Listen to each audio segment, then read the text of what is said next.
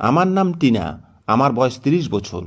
আমি সবেমাত্র রান্নাঘরের কাজ শেষ করে নিজের ঘরে এসে বসেছি। হঠাৎ করে আমার শাশুড়ির আওয়াজ আমার কানে এলে আমি তাড়াতাড়ি করে বাইরে বেরিয়ে এলাম।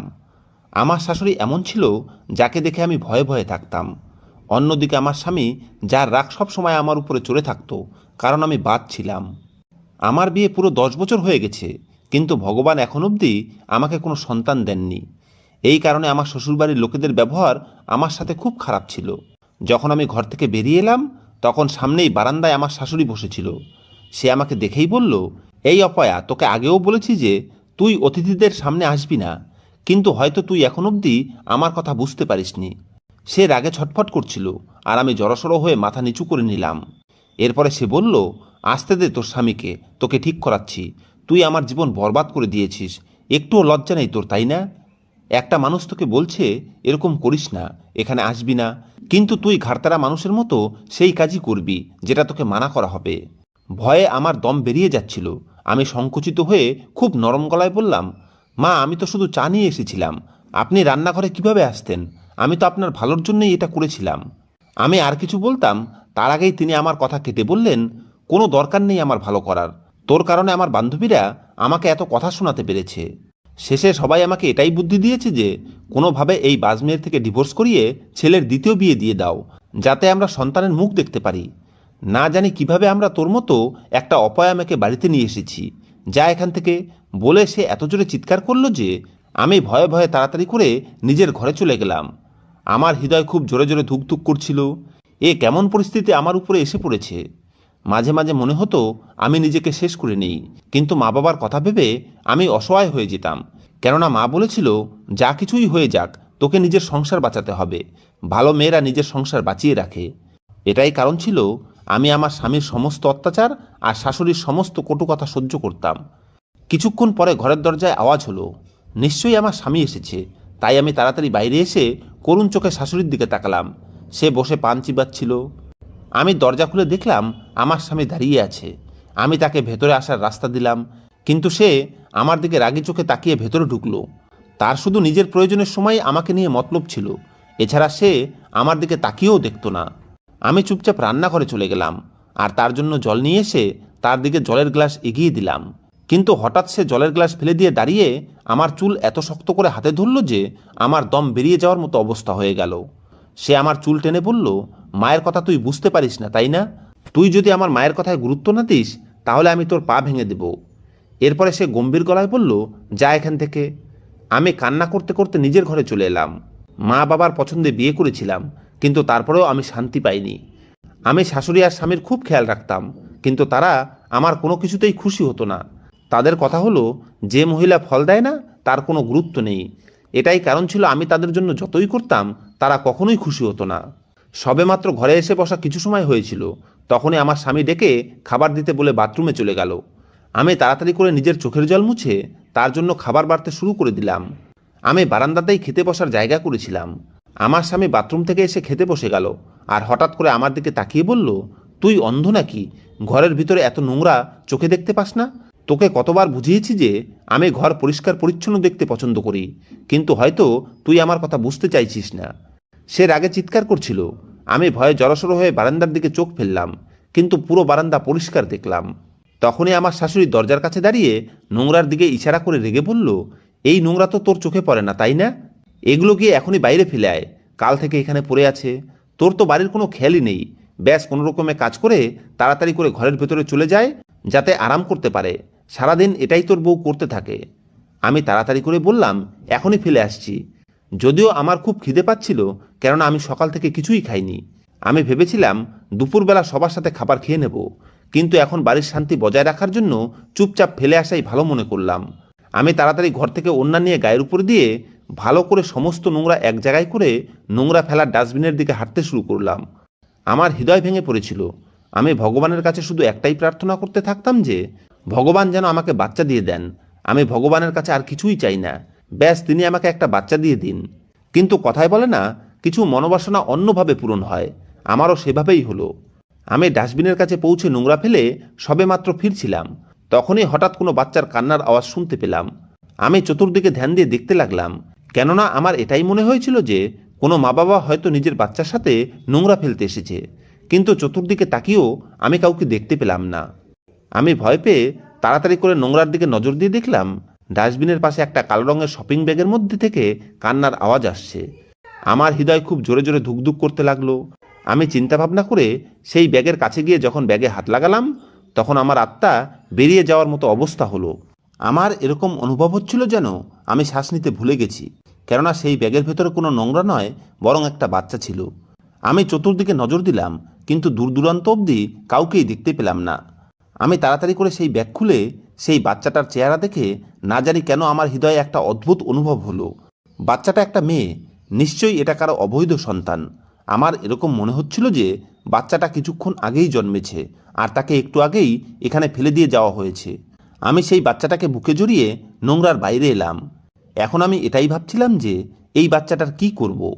এরপরে আমার মাথায় একটাই খেয়াল এলো যে আমি এই বাচ্চাটাকে নিজের করে নেই। আমার নিজের কোনো সন্তান নেই, তাই আমি ভাবলাম একে নিজের কাছে রেখে মানুষ করব। কিন্তু তখনই আমার শাশুড়ি আর স্বামীর খেয়াল এলো, না জানি তারা এই বাচ্চাকে স্বীকার করবে কিনা। আমি নিজের ওড়না ঠিক করে বাচ্চাটাকে কুলে নিয়ে বাড়ির দিকে এগিয়ে গেলাম। আমি মনে মনে ব্যাস একটাই প্রার্থনা করছিলাম যে আমার শাশুড়ি আর স্বামী যেন এই বাচ্চাটাকে স্বীকার করে নেয়। যখন আমি বাড়ি থেকে বেরিয়েছিলাম, তখনও আমি এই প্রার্থনাই করছিলাম যে উপরওয়ালা আমাকে সন্তান দিয়ে দিক। আর এখন যখন তিনি আমাকে বাচ্চা দিয়েছেন, তখন আমার মুখ থেকে একটাই প্রার্থনা বেরিয়েছিল যে আমার স্বামী আর শাশুড়ি এই বাচ্চাটাকে নিজের করে নেওয়ার জন্য রাজি হয়ে যাক।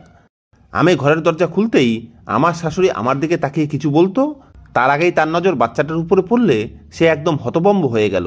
এরপরে আমার দিকে তাকিয়ে চিৎকার করে বলল, হতভাগা মেয়ে, কার বাচ্চা নিয়ে এসেছিস তুই? কার উপরে এমন অত্যাচার করলি? যদিও আমি তাকে সব কিছু বলতে চাইছিলাম, কিন্তু তার এরকম কথা শুনে হতবাক হয়ে তাকে দেখতে লাগলাম। আমার স্বামীও শাশুড়ির আওয়াজ শুনে বাইরে এসে গেছিল, আর আমার কোলে বাচ্চা দেখে সেও চিৎকার করে বলল, এই সব কি, আর এটা কার বাচ্চা? আমি গভীর শ্বাস নিয়ে তাদের দিকে তাকিয়ে বললাম, আমি এখনই ডাস্টবিনে ময়লা ফেলতে গিয়ে সেখানে পেয়েছি। কেউ এই বাচ্চাটাকে ফেলে দিয়ে গেছে। আমি তাকে জীবিত দেখে ফেলে আসতে পারিনি, এই কারণে একে নিয়ে এসেছি। আমরা একে পালবো, কেননা আমাদেরও কোনো সন্তান নেই। আমি আর কিছু বলতাম, তার আগেই আমার শাশুড়ি নিজের মাথা চাপড়াতে শুরু করে দিল আর বলতে লাগলো, ব্যাস এই দিন দেখতেই বাকি থেকে গেছিল। দেখ বিক্রম, তোর বউ আমাদেরকে কীরকম নাচাতে চাইছে। এর নিজের অবৈধ সন্তান এ আমাদের কাছে লুকাচ্ছে। এসব বলে হঠাৎই আমার শাশুড়ি চিৎকার চেঁচামেচি শুরু করে দিয়েছিল, আর আমি হতবম্ব চোখে তাকে দেখছিলাম যে এ কী ধরনের কথা বলছে। আমি তো কখনো গর্ভবতীও হইনি, তাহলে এই বাচ্চা আমার কিভাবে হতে পারে? আমি নিজের স্বামীকে ওই বাচ্চাটাকে দেখিয়ে বললাম, দেখো এ কারো অবৈধ সন্তান, সবে এর জন্ম হয়েছে, আমি কিভাবে এর মা হতে পারি? আমি নিজের কথা শেষ করতাম, তার আগেই আমার স্বামী আমার কাছে এলো আর আমার মুখের উপরে এক থাপ্পড় মেরে বলল, আর মিথ্যা বলার কোনো দরকার নেই। তোর মতো চরিত্রহীন মেয়েকে আর আমি নিজের সাথে রাখতে পারবো না। এটা তো আমার ভালো মানুষই ছিল যে আমি তোকে 10 বছর নিজের সাথে রেখেছি। তোর মতো মেয়েকে তো 2-3 মাস পরেই বাড়ি থেকে বের করে দেওয়া উচিত ছিল। কিন্তু যাই হোক, এখন এই কাজ করতে আমি আর দেরি করব না। এটা বলেই সে আমার হাত শক্ত করে ধরে আমাকে দরজা থেকে বাইরে বের করে দিল। আমি পাগলের মতো হাত দিয়ে দরজা বাজাচ্ছিলাম আর বলছিলাম, আমি তোমার বউ, তুমি আমার সাথে এরকম করছো কেন? আমি কিছুই করিনি, এই বাচ্চা আমার না, আমি একে ডাস্টবিন থেকে উঠিয়ে এনেছি। কিন্তু না তো আমার শাশুড়ি দরজা খুলল, আর না তো আমার স্বামী। প্রতিবেশীরাও চিৎকার শুনে জড়ো হতে শুরু করেছিল, এই কারণে আমার খুব লজ্জা করছিল। আমি কান্না করে করে আমার স্বামীকে বললাম, বিক্রম, ভগবানের জন্য আমার উপরে দয়া করো। একবার ভাবো এই বাচ্চা কিভাবে আমার হতে পারে। আমি তোমার সাথেই থাকি, তুমি কি কখনো আমাকে প্রেগনেন্ট হতে দেখেছো? কিন্তু না তো আমার স্বামী দরজা খুলল, আর না তো আমার শাশুড়ি খুলল। আমি অনেকক্ষণ অবধি দরজার কাছে দাঁড়িয়ে কান্না করতে থাকলাম, কিছুই বুঝতে পারছিলাম না যে এখন আমি কি করব। তখনই আমার চোখ সেই বাচ্চাটার উপরে পড়ল, আর যখন আমি তার কপালের উপর হাত রাখলাম, তখন সেই বাচ্চার গা জ্বরে কাঁপছিল। আমি খুব ভয় পেয়ে গেলাম। বাচ্চাটার চেহারা লাল হয়ে গেছিল, আর হঠাৎ করেই সে কান্না করতে শুরু করে দিল। আমি এক নজর শ্বশুরবাড়ির দিকে দিলাম, আর সব কিছু উপরওয়ালার উপরে ছেড়ে হাসপাতালের দিকে এগিয়ে গেলাম। আমি মনে মনে প্রার্থনা করছিলাম এই বাচ্চাটার যেন কিছু না হয়। যদিও এই বাচ্চাটার কারণেই আমার সংসার ভেঙে গেছে। আমার স্বামী আর শাশুড়ি আমার উপরে বিশ্বাস করছে না, কিন্তু এই সব কিছুতে এই বাচ্চাটার কোনো দোষ নেই। আমি জানতাম আমার শাশুড়ি আর স্বামী কোনো একটা সুযোগের অপেক্ষায় ছিল, যেটা আমি কখনোই তাদের দিতাম না। কিন্তু এখন তারা এই ছোট্ট সুযোগটা পেয়ে গেছে, তাই এটা তারা কোনো অবস্থাতেই ছাড়বে না। আমি দৌড়াতে দৌড়াতে হাসপাতালে গেলাম, আর তাড়াতাড়ি করে ডাক্তারকে বললাম, এই বাচ্চাটাকে দেখুন। ডাক্তার সেই বাচ্চার চেক আপ করতে লাগলো। চেক আপের পরে তারা আমাকে কিছু ওষুধ আর উপদেশ দিয়ে পাঠিয়ে দিল। সবেমাত্র আমি হাসপাতাল থেকে বের হচ্ছিলাম, তখনই এক মহিলা সেই বাচ্চাকে দেখে আমাকে সন্দেহের নজরে দেখতে দেখতে বলল, এই বাচ্চা কোথায় পেয়েছো তুমি? আমি একদম ভয় পেয়ে গেলাম আর ঘাবড়ে গিয়ে বললাম, কেন, কি হয়েছে? সে আমার দিকে তাকিয়ে এমন একটা কথা বলল যেটা শুনে আমার পায়ের নিচ থেকে মাটি বেরিয়ে গেল। আর আমি সেই মহিলাকে হতভম্ব হয়ে দেখতে লাগলাম। তারপরে তাকে বললাম, এরকম হতেই পারে না, কেউ এরকম কিভাবে করতে পারে? সেই মহিলা হালকা মাথা নাড়িয়ে বলল, এই দুনিয়াতে সব কিছুই হয়। এটা বলেই সেই মহিলা হেঁটে চলে গেল। আমার এরকম মনে হচ্ছিল যেন আমি পাথর হয়ে গেছি। তারপর আমি সেই বাচ্চাটাকে আমার বুকে জড়িয়ে নিলাম আর জোরে জোরে কান্না করতে করতে বললাম, না, এরকম হতে পারে না। কোনো মানুষ কিভাবে কারোর সাথে এরকম করতে পারে? আমার মুখ থেকে ব্যাস এই শব্দটাই বেরাচ্ছিল। যাই হোক, আমি ভেবে নিয়েছি যে যাই হয়ে যাক, আমি এই বাচ্চাটাকে কোনো মতেই একলা ছাড়ব না। এসবে এই বাচ্চাটার কোনো দোষ নেই। ও কারো কি ক্ষতি করেছে যে ওর সাথে এরকম খারাপ হবে? তারপরে হঠাৎ করে আমার মাথায় এলো, আমিও তো কারো মেয়ে, তারপরেও আমার সাথে এত খারাপ কেন হলো? একটা নবজাতক বাচ্চা আমার কোলে, আর আমার স্বামীর কথা হলো আমি অসতী, চরিত্রহীন। আমি বুঝতে পারছিলাম না যে আমার কোথায় যাওয়া উচিত, কেননা আমার মা বাবা আমার সাথ দিত না। কিন্তু আমার একমাত্র ঠিকানা তাদের বাড়িই ছিল। এই কারণে আমি তাদের বাড়ির দিকে এগিয়ে গেলাম আর ভগবানের কাছে প্রার্থনা করলাম যেন সব কিছু ঠিক হয়ে যায়। আমি এখন এই বাচ্চাটাকে মনে প্রাণে চাইতাম, কেননা সমস্ত মানুষই বেঁচে থাকার জন্য একটা অবলম্বন দরকার। আর না জানি কেন এই বাচ্চাটার ভেতরে আমি আমার অবলম্বন দেখতে পেলাম। ভেতরে এসেই আমার নজর আমার বুড়ো বাবার উপরে পড়ল, যে নিশ্চিত এখনই কাছ থেকে এসে বসেছিল। আমার মা রান্নাঘরে খাবার বানাচ্ছিল। যখন তার নজর আমার উপরে পড়ল, সে খুশি হয়ে আমার কাছে এলো। মা সবেমাত্র আমার গলা জড়িয়ে ধরত, তার আগেই তাদের নজর সেই বাচ্চাটার উপরে পড়ল। আর সে হতবাক হয়ে আমাকে বলল, এই বাচ্চা কার? মা হয়তো এটাই ভেবেছিল যে আমি কোনো প্রতিবেশীর বাচ্চাকে নিজের সাথে নিয়ে এসেছি, কেননা আমার ছোটবেলা থেকেই বাচ্চাদের খুব শখ ছিল। কিন্তু উপরওয়ালা আমার এই প্রার্থনা কখনো স্বীকার করেনি। আমি মায়ের দিকে তাকিয়ে বললাম, এটা আমার মেয়ে দিয়া। আমার কথা শুনে মা অবিশ্বাসের নজরে আমাকে দেখতে লাগলো।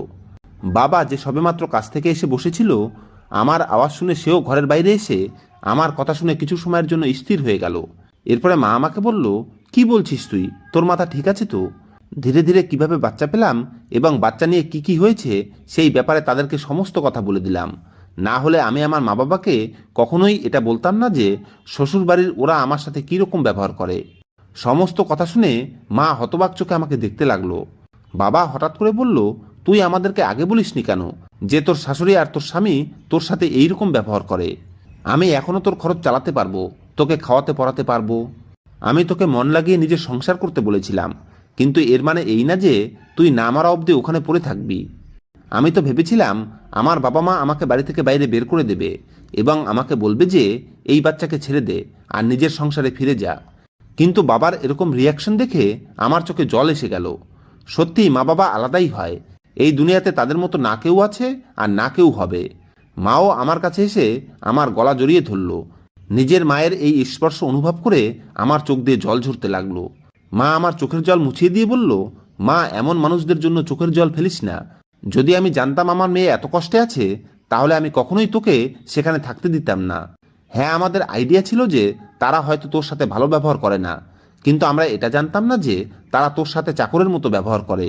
এরপরে মা হাত বাড়িয়ে সেই ছোট্ট বাচ্চাটার মাথায় হাত বুলালো আর বলল, খুবই সুন্দর তোর মেয়ে, উপরালা এর ভাগ্য ভালো করুক। এমনিতে কিছু জানতে পারলি এই বাচ্চা কার? আমি মাথা নাতে হেলিয়ে দিলাম। তারপরে মাকে সেই সমস্ত কথা বলে দিলাম যেটা সেই অপরিচিত মহিলা আমাকে বলেছিল। কয়েক মুহূর্তের জন্য তার কথায় আমার সন্দেহ হয়েছিল, কিন্তু যে চিহ্ন সে বলেছিল সেটা দেখে আমার গায়ের রং খাড়া হয়ে গেছিল। আমার মা সমস্ত কথা শুনে এগিয়ে এসে দিয়াকে কোলে নিল আর বলল, এ আমার নাতনি, তুই টেনশন করিস না, আমরা এর খেয়াল রাখবো। হয়তো ভগবান এর জন্য আমাদেরকেই সিলেক্ট করেছেন। হয়তো এই কারণেই আজকে তোর শ্বশুরবাড়ির লোকেদের আসল চেহারা আমাদের সামনে এসেছে। এটা বলে মা দিয়ার কপালে চুমু দিল। সময় ধীরে ধীরে কাটতে লাগলো, কিন্তু যখনই আমি দিয়াকে দেখতাম তখনই আমার সেই মহিলার কথা মনে পড়ে যেত আর আমার বুক ফেটে যাওয়ার মতো অবস্থা হয়ে যেত। তাই আমি তাড়াতাড়ি দিয়াকে বুকে জড়িয়ে ওর কপালে আদরের চুমু দিতাম। আমি ভেবে নিয়েছি যে আমি দিয়াকে খুব সফল বানাবো, ওকে এমন জীবন দেব যেটা সমস্ত মেয়েই কল্পনা করে। বাবা এখন অবধি আমাদের সংসার চালাচ্ছিল, কিন্তু এখন আমি তার উপরে আর বোঝা হতে চাইতাম না। আজকে আমি বাবা মায়ের সঙ্গে এই ব্যাপারে কথা বলার জন্য তাদের ঘরে প্রবেশ করলাম। তারা দিয়ার সাথে খেলছিল। আমাকে দেখে বাবা আমাকে বসার জন্য বলল। যদিও আমি তার দিকে তাকিয়ে বললাম, তোমাদের সাথে আমার খুব প্রয়োজনীয় একটা কথা আছে। আমি জানি এই কথাটাতে তোমরা দুজন কষ্ট পাবে, কিন্তু বাবা, এটাই বাস্তব। যখন এই দায়িত্ব আমি নিজের কাঁধে উঠিয়েছি, তখন এটা সততার সাথে পূরণ করা আমার দায়িত্ব। বাবা আমার কথা শুনে খুব ধ্যান দিয়ে আমাকে দেখতে লাগলো। আমি তার দিকে তাকিয়ে বললাম, বাবা, আমি ভেবে নিয়েছি যে আমি চাকরি করব আর নিজের মেয়ের খরচ নিজেই উঠাবো। ওকে যুগের সঙ্গে লড়াই করার কৌশল শেখাবো। ওকে একদমই তেমন বানাবো না যেরকম আমি চাই না ওর জীবন আমার মতো হোক। যদিও এ আমার পেটে জন্ম নেয়নি, কিন্তু এ আমার আত্মার অংশ। যখন আমি এর দায়িত্ব উঠিয়েছি, তখন আমি দুনিয়াকে দেখাবো যে আমি কিভাবে ওর দেখাশোনা করি। আর এই জিনিসটার জন্য আমাকে বাইরে বের হতেই হবে। বাবা আমার দিকে দেখে বলল, ঠিক আছে, যেরকম তোর ভালো মনে হয় তুই কর। তুই চাকরির খোঁজ কর। যদি তুই নিজের মন মতো চাকরি পেয়ে যাস, তাহলে চাকরি কর, আমি তোকে আটকাবো না। বাবার কথা শুনে মা তাড়াতাড়ি বলল, এটা তুমি কি ধরনের কথা বলছো? আমাদের মেয়ে চাকরি করবে? এখনও এত খারাপ দিন আমাদের আসেনি। কিন্তু বাবা বলছিল, ও একদমই ঠিক বলেছে। না জানি আমাদের জীবনের আর কয়দিন বাকি আছে। যখন আমরা এই দুনিয়া থেকে চলে যাব, তখন আমাদের মেয়ে কিভাবে এই দুনিয়াতে বাঁচবে। আর আমি জানি কয়েকদিন পরে আমার এই বুড়ো হাড্ডিতে এত শক্তি থাকবে না যে আমি এই সংসার চালাতে পারবো। এখন মেয়েকেই সব কিছু করতে হবে। বাবার এসব কথা শুনে আমার চোখে জল চলে এলো। আমি চোখের জল মুছে ধীর পায়ে এগিয়ে বাবার গলা জড়িয়ে ধরলাম। সে এই সমস্ত কথা এই কারণে বলছিল যাতে আমি ভেতর থেকে শক্ত হতে পারি। ধীরে ধীরে সময় কেটে যাচ্ছিল। আমার কাছে তেমন কোনো ডিগ্রি ছিল না। আমি শুধু মাধ্যমিক পাশ করেছিলাম। আমাকে সেই হিসাবেই নিজের জন্য একটা চাকরি খুঁজতে হবে। আমি এখন ধ্যান দিয়ে নিজের বন্ধুদের ব্যাপারে ভাবতে লাগলাম। 10 বছর তাদের সাথে আমার কোনো সম্পর্ক ছিল না, কেননা না আমার স্বামী আর না তো আমার শাশুড়ি আমাকে এই পারমিশন দিত যে আমি আমার পুরনো বন্ধুদের সাথে সম্পর্ক রাখি। আমি তাড়াতাড়ি করে বাড়ির টেলিফোন ডায়েরি বের করলাম আর আমার সেই বন্ধুকে ফোন করতে লাগলাম যে জীবনে সফল হয়েছে বলে আমি শুনেছিলাম। আমি সবার প্রথমে বিরাজকে ফোন করলাম, কারণ আমি শুনেছিলাম ও যে অফিসে কাজ করে সেখানে অনেককে চাকরি পাইয়ে দিয়েছে। আমি বিরাজকে ফোন করলে প্রথমে ও আমাকে চিনতে পারল না, কিন্তু যখন আমি খুব ভালোভাবে আমার পরিচয় দিলাম, তখন ও আমাকে চিনতে পেরে খুশি হয়ে বলল, এতদিন কোথায় ছিলিস? তুই জানিস আমাদের বন্ধুদের মধ্যে কি কি হয়ে গেছে? আমি ওর কথা না শোনার মতো করে বললাম, বিরাজ, আমি তোর সঙ্গে দেখা করে একটা জরুরি কথা বলতে চাই। আমার জীবনে অনেক কিছু বদলে গেছে। এখন আমার একটা চাকরি খুব দরকার। যদি আমি সময় মতো চাকরি না পাই, তাহলে খুব সমস্যায় পড়ে যাব। আমি আর কিছু বলার আগেই ও বলল, আচ্ছা, তুই মাধ্যমিকের পরে আর পড়াশোনা করেছিলি? আমি ওকে আমার পড়াশোনার ব্যাপারে সমস্ত কথা বললাম। ও আমার সমস্ত কথা শুনে বলল, তোর জন্য তেমন কোনো ভালো কাজ তো হবে না, তবে একটা কাজ আছে। আমাদের কোম্পানিতে প্যাকিংয়ের কাজ হচ্ছে। যদি তুই বলিস, তাহলে আমি তোকে সেখানে লাগিয়ে দিতে পারি। আমি সঙ্গে সঙ্গে বললাম, সেখানকার বেতন কত হবে? ও বলল, শুরুতে তোকে 10,000 দেওয়া হবে, তবে হ্যাঁ, যদি তোর কাজ তাদের ভালো লাগে তাহলে বেতন বাড়িয়ে দেওয়া হবে। আমি তাড়াতাড়ি ভগবানকে ধন্যবাদ দিলাম, কারণ কিছু না হওয়ার থেকে কিছু হওয়া অনেক ভালো। তাই আমি এই কাজের জন্য তাড়াতাড়ি হ্যাঁ বলে দিলাম। পরের দিন আমার মেয়ের সমস্ত দায়িত্ব বাবা মায়ের উপরে দিয়ে আমি এই চাকরির উদ্দেশ্যে বেরিয়ে গেলাম। আমার হৃদয় অনেক দ্বন্দ্বের শিকার হচ্ছিল। আমার ভয় করছিল, কেননা আজকের আগে আমি কখনোই চাকরির জন্য বাড়ির বাইরে পা রাখিনি। বিয়ের আগে বাবাই আমার সমস্ত প্রয়োজন পূরণ করত, আর বিয়ের পরে স্বামী। কিন্তু এখন আমি নিজের যোগ্যতায় কিছু করতে যাচ্ছি, এই কারণে আমি খুব ভয়ে ভয়ে ছিলাম। আমি একটা লম্বা দূরত্ব যাওয়ার পরে বিরাজের কারখানাতে পৌঁছে গেলাম। ও সেখানে ম্যানেজারের কাজ করত, কিন্তু অন্য ডিপার্টমেন্টে কাজ করত। ও আমাকে দেখে হাত মিলালো আর অবাক হয়ে বলল, তোকে অনেক বছর পরে দেখলাম, তুই কেমন আছিস? আমি হালকা মাথা নাড়লাম। বিরাজকে দেখে আমার স্কুল জীবনের কথা মনে পড়ে গেল। আমি ওকে আমার উপরে ঘটা সমস্ত কাহিনী বলতে শুরু করলাম। সমস্ত কিছু শুনে বিরাজ হতবাক নজরে আমাকে দেখল আর বলল, তোর টেনশন নেওয়ার দরকার নেই। আমার দিক থেকে যতটা সম্ভব তোর জন্য আমি করব। আমি ভগবানকে ধন্যবাদ দিলাম। আর সঠিক সময়ে আমার বিরাজের খেয়াল এসেছিল, না হলে না জানি চাকরির জন্য আমাকে কোথায় কোথায় ঘুরতে হতো। এখন আমি প্রতিদিন নিয়ম করে সেখানে কাজ করতে লাগলাম। সময় খুব তাড়াতাড়ি কেটে যাচ্ছিল। আমার এই কাজ করা 6 মাস হয়ে গেছে। এই 6 মাস বিরাজ আমাকে সমস্ত জিনিস শিখিয়েছিল। এছাড়াও কোম্পানিতে আমার অনেক বন্ধু হয়ে গেছিল। আজকে আমি ওভারটাইম করে খুব ক্লান্ত হয়ে বাড়িতে ফিরছি, কেননা মেয়ের শরীর খারাপ ছিল, এজন্য আমার কিছু টাকার দরকার। বাড়িতে ফিরে মা বাবাকে চিন্তিত মুখে বসে থাকতে দেখলাম, আর মেয়ে নিচে শুয়ে খেলছিল। আমি মাকে বললাম, কি হয়েছে, তোমাকে এত টেনশনে মনে হচ্ছে কেন? আমার আওয়াজ শুনে মায়ের হুঁশ ফিরল, আর তার চোখ থেকে ঝরঝর করে জল পড়তে লাগলো। এদিকে বাবা মাথা নিচু করে চুপচাপ বসেছিল। এসব দেখে আমি আরও বেশি ঘাবড়ে গেলাম, আর তাড়াতাড়ি করে মায়ের কাছে গিয়ে বললাম, কি এমন হয়েছে যে তুমি কান্না করছো? তখন সে হঠাৎ করে দাঁড়িয়ে আমাকে নিজের বুকে জড়িয়ে আরও জোরে জোরে কান্না করতে লাগলো। এসব দেখে এখন আমার হাত পা কাঁপছিল। না জানি এমন কি হয়েছে যে সে এত বেশি কান্না করছে। আমি তাকে ঝাঁকি দিয়ে তার চোখের দিকে তাকিয়ে বললাম, কি হয়েছে বলো আমাকে। ভগবানের জন্য এরকম কান্না করে আমাকে টেনশনে ফেলে দিও না। এ কথা শুনে মা নিজের চোখের জল মুছল আর হঠাৎ করে একটা কাগজ আমার দিকে এগিয়ে দিল। আমি বাবার দিকে দেখে যখন সেই কাগজ খুললাম, তখন এরকম মনে হলো যেন আমার হৃদয় মরে গেছে। আমি নিঃশ্বাস নিতে অবধি ভুলে গেছি। যদিও আমি বিক্রমকে ছেড়ে দিয়েছিলাম আর ওর বাড়ি থেকে বেরিয়ে এসেছিলাম, কিন্তু আমি কখনোই ভাবিনি যে আমার বিয়ে ওর সঙ্গে শেষ হয়ে যাবে। ও আমাকে ডিভোর্সনামা পাঠিয়েছে। আমি সেখানেই মাথায় হাত দিয়ে বসে পড়েছিলাম। এটা কেমন পরীক্ষা আমার সামনে এসে পড়েছে। অনেকক্ষণ আমি হতভম্ব হয়ে বসে রইলাম। তারপরে হঠাৎ আমার মেয়ে কান্না শুরু করে দিলে আমার হুঁশ ফিরল।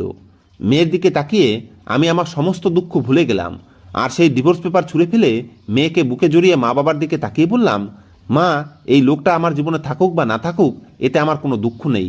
এ তো সেই দিনই আমার জীবন থেকে চলে গেছে যেদিন এ আমাকে অসতী চরিত্রহীন বলে বাড়ি থেকে বের করে দিয়েছিল। তোমাদের দুঃখ করার কোনো দরকার নেই বলে আমি ঘরের মধ্যে চলে এলাম আর খুব কান্না করতে লাগলাম। আজকে আমার সব কিছু মনে পড়ছিল, যেভাবে আমার বিক্রমের সাথে বিয়ে হয়েছিল, যেভাবে আমি ওর বাড়িতে গিয়েছিলাম, যেভাবে আমাকে স্বাগত জানানো হয়েছিল। প্রথম দিকে আমাকে শান্তিতে থাকতে দেওয়া হয়েছিল আর তারপরে আমার উপরে দায়িত্ব চাপিয়ে দেওয়া হলো আমি যেন যে কোনো অবস্থায় বাচ্চা জন্ম দিই। আমি আমার চেক আপ করিয়ে অনেক চিকিৎসা করিয়েছি, কিন্তু হয়তো আমার কপালে সন্তান ছিল না। সবে মাত্র আমি এইসব জিনিসের ব্যাপারে চিন্তা করছিলাম, তখনই হঠাৎ বাইরের দরজায় টোকা পড়ল। কিছুক্ষণ পরেই এমন আওয়াজ এলো যেন ঘরের ভিতরে অনেক লোক ঢুকে পড়েছে। আমি তাড়াতাড়ি করে আমার মেয়েকে কোলে নিয়ে বাইরে বেরিয়ে এলাম। সামনে একটা সুটবুট পরা লোক দাঁড়িয়ে। তাকে দেখে চিন্তিত মনে হচ্ছিল। তার মুখে উদাস ভাব ফুটে উঠেছিল। আমাকে দেখে সে হঠাৎ করে আমার কাছে এসে আমার মেয়ে দিয়াকে আমার থেকে ছিনিয়ে নিতে চাইল। আমি হতবাক হয়ে সেই লোকটাকে দেখছিলাম যে এ কি করছে, এ আমার থেকে আমার দিয়াকে কিভাবে ছিনিয়ে নিতে পারে। এরপরে সে আমার দিকে তাকিয়ে বলল, আমার নাম কুণাল আর এটা আমার মেয়ে। এ কথা শুনে আমি তাকে হতবম্ব চোখে দেখতে দেখতে বললাম, মাথা ঠিক আছে তো আপনার? এরপরে সে আমাকে এমন একটা কথা বলল যেটা শুনে আমি পাথরের মতো শক্ত হয়ে গেলাম। সেই মহিলার কথা আর এই লোকটার কথা একদম একই রকম ছিল। সেই দিন সেই মহিলার সঙ্গে আমার যখন দেখা হয়েছিল তখন সে বলেছিল এই মেয়েটা একটা বড়লোক বাড়ির মেয়ে, কিন্তু এর মা একজন বাজারি মেয়ে। সেই লোক ওই বাজারি মেয়ের সঙ্গে টাকার বিনিময়ে নিজের চাহিদা পূরণ করেছিল আর তারপরেই ওর পেটে এই বাচ্চা চলে আসে। সেই মহিলা প্রেগনেন্ট হয়ে যখন ওদের বাড়িতে যায় তখন ওর মা বলেছিল, আমাদের এর কোনো প্রয়োজন নেই, এই বাচ্চা নষ্ট করে দাও, আমরা তোমার মতো মহিলার থেকে বাচ্চা কখনোই নেব না। তারপরে ওই মহিলা হাসপাতালে বাচ্চার জন্ম দিয়ে বাচ্চাকে কালো শপিং ব্যাগের মধ্যে ভরে ডাস্টবিনে ফেলে দিয়ে চলে যায়। আমার বাচ্চার পিঠে যে জন্মের চিহ্ন ছিল সেটা যখন এই লোকটা আমাকে বলে তখন আমি হতবম্ব হয়ে মাটিতে বসে পড়ি। এরপরে হঠাৎ করে আমি সেই লোকটার পা ধরে জোরে জোরে কান্না করতে লাগলাম আর তার দিকে তাকিয়ে নরম গলায় বললাম, ভগবানের জন্য আমার উপরে এরকম অত্যাচার করবেন না। আপনার বাড়ির লোকেরা এই বাচ্চাকে কখনোই স্বীকার করবে না, একে নিয়ে যাবেন না। আপনার বাড়ির কেউ একে ভালোবাসবে না, তাই প্লিজ আমার মেয়েকে আমাকে দিয়ে দিন, আমি একে মানুষ করব। একে পাওয়ার কারণে আমি আমার সংসারও নষ্ট করে দিয়েছি, আমার কাছে এখন এছাড়া কিছুই নেই। আমার কথা শুনে সেই লোকটা আমার দিকে তাকালো আর তারপরে সে এমন একটা কথা বলল যেটা শুনে আমার মা বাবা টেনশনে পড়ে গেল আর আমার দিকে আশা নিয়ে তাকিয়ে রইল।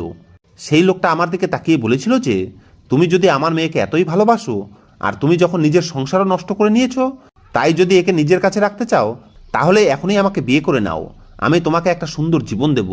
ব্যাস, পরিবর্তে তুমি আমাকে সততা দিও। যদি তোমার মেয়ে যাকে তুমি দিয়া বলছো তার লালন পালন করতে চাও তাহলে আমার কথায় রাজি হয়ে যাও। বলে সে নিজের হাত আমার দিকে এগিয়ে দিল। আমি খুব টেনশনে পড়ে গেলাম। আমার কাছে এখন কিছুই বেঁচে নেই। বিক্রম আমাকে ছেড়ে দিয়েছে, মা বাবার সাহারা ছিল, কিন্তু তাদের মধ্যেও এতটা শক্তি নেই যে তারা আমার মতো মেয়েকে সারা জীবন রক্ষা করতে পারবে। আর এখন যে ভালোবাসা আমার দিয়ার সাথে হয়ে গেছিল তার কোনো তুলনাই ছিল না। যদিও সে আমার পেটের সন্তান না, কিন্তু যে সম্পর্ক দিয়ার সাথে হয়ে গেছিল সেটা কোনো ভাষায় প্রকাশ করা যাবে না। আমি নিজের চোখ বন্ধ করে নিলাম আর কিছু একটা ভেবে নিজের হাত সেই অচেনা লোকটার হাতে দিয়ে দিলাম। সে সত্যি সত্যিই আমাকে সেই সময়েই বিয়ে করে নিল আর নিজের সাথে করে আমাকে তার বাড়িতে নিয়ে গেল। আমার বাবা মা আমাকে অনেক অনেক আশীর্বাদ করেছিল। তাদের ব্যাস একটাই প্রার্থনা ছিল যে এই লোকটা তাদের মেয়ের খেয়াল রাখুক। আমি তার বাংলো দেখে চমকে উঠেছিলাম আর আমি বুঝে গেছিলাম যে আমাকে এখন শুধু এই অনাথ বাচ্চার মায়ের দায়িত্ব পালন করতে হবে। যদিও এতে আমার কোনো অসুবিধা ছিল না, কিন্তু এরকম হলো না। কুণাল আমাকে অনেক সম্মান দিল আর আমাকে অনেক অনেক ভালোবাসা দিয়েছিল।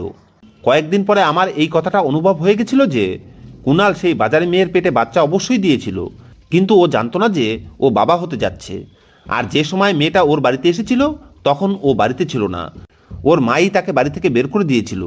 কিন্তু যখন ও এই জিনিসটা জানতে পারে যে ওর মেয়ে হয়েছে আর তাকে আমি পালছি আর তাকে একটা সুন্দর জীবন দিচ্ছি আর ওর মেয়ের কারণে নিজের সংসারও নষ্ট করে নিয়েছি, তখনই সেই সময় ও সিদ্ধান্ত করে নিয়েছিল যে ও আমাকে নিজের স্ত্রী করে নেবে। এখন আমি কুণাল আর আমার মেয়ে দিয়ার সাথে সুন্দর একটা জীবন কাটাচ্ছি আর আমি খুব খুশি যে আমার জীবনে এত ভালো একজন মানুষ এসেছে। ধন্যবাদ বন্ধুরা।